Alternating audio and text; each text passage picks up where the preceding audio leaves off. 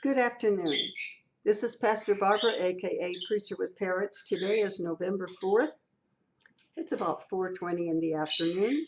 Not too long before my Sunday afternoon broadcast. There are two subjects I really need to talk to you about. Some people feel they're related. I don't. But some things have come up recently, and I found out that there's information I have, things that used to be taught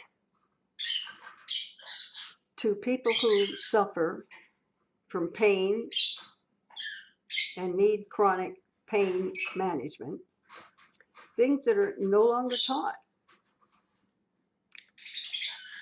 And in the last couple of weeks, things have happened that caused me to do some research and find out how many people are suffering from this lack of information.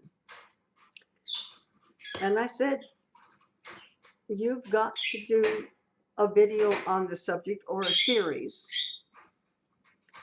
And perhaps there's some information you have that you can share with people who could use it. The other subject is drug addiction. And it will surprise you to know that I know a little bit about that also. First of all, and this is something that I have battled with myself since I decided to do an autobiography, how much I would include. But I grew up in a home with an addict. I saw addiction go from something you would barely notice to something very serious. And addiction of one thing to addiction of another to addiction of even more. And I was really surprised when I heard President-elect Donald Trump say that he was in a home. His brother became an addict. His brother succumbed, died from his addiction.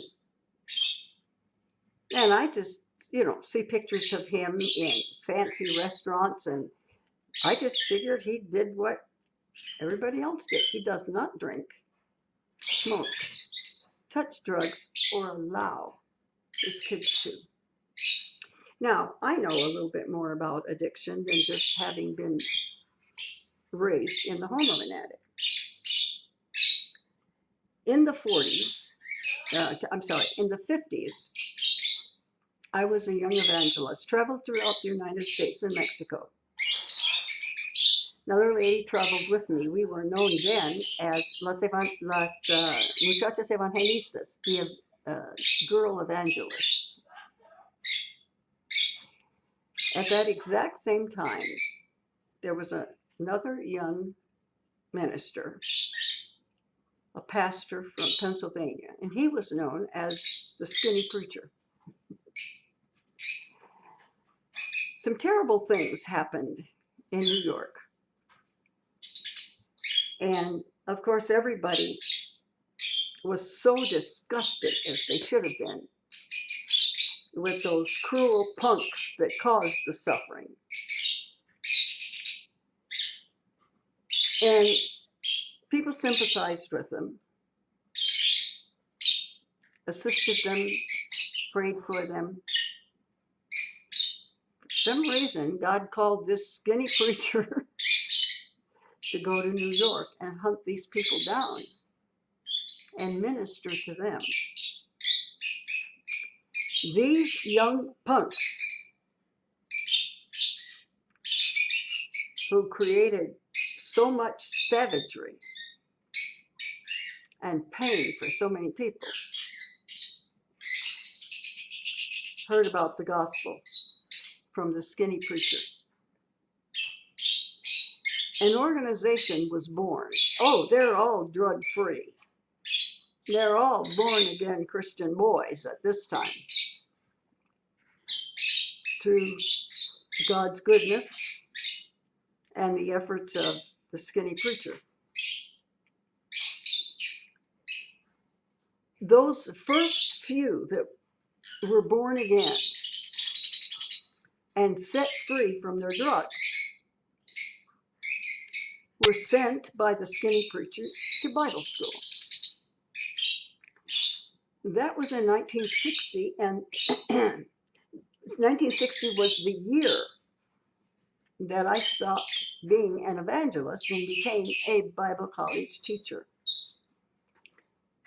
And I first met these young, now born-again punks.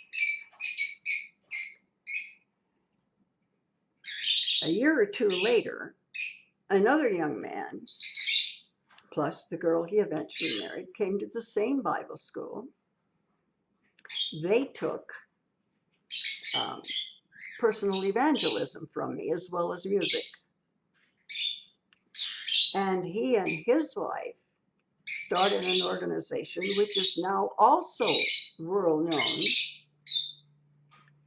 And it's called, I might have to check it here, I'm forgetting it for a moment. I don't have it written. Victory Outreach.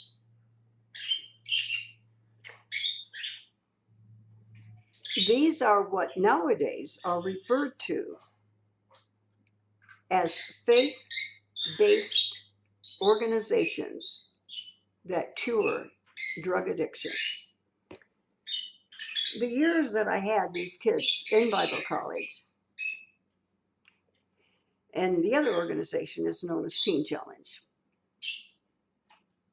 Teen Challenge is a few years older than Victory Outreach.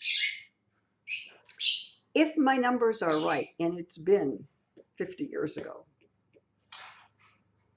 Teen Challenge success rate to get somebody off drugs, period, using the faith-based system was 87%.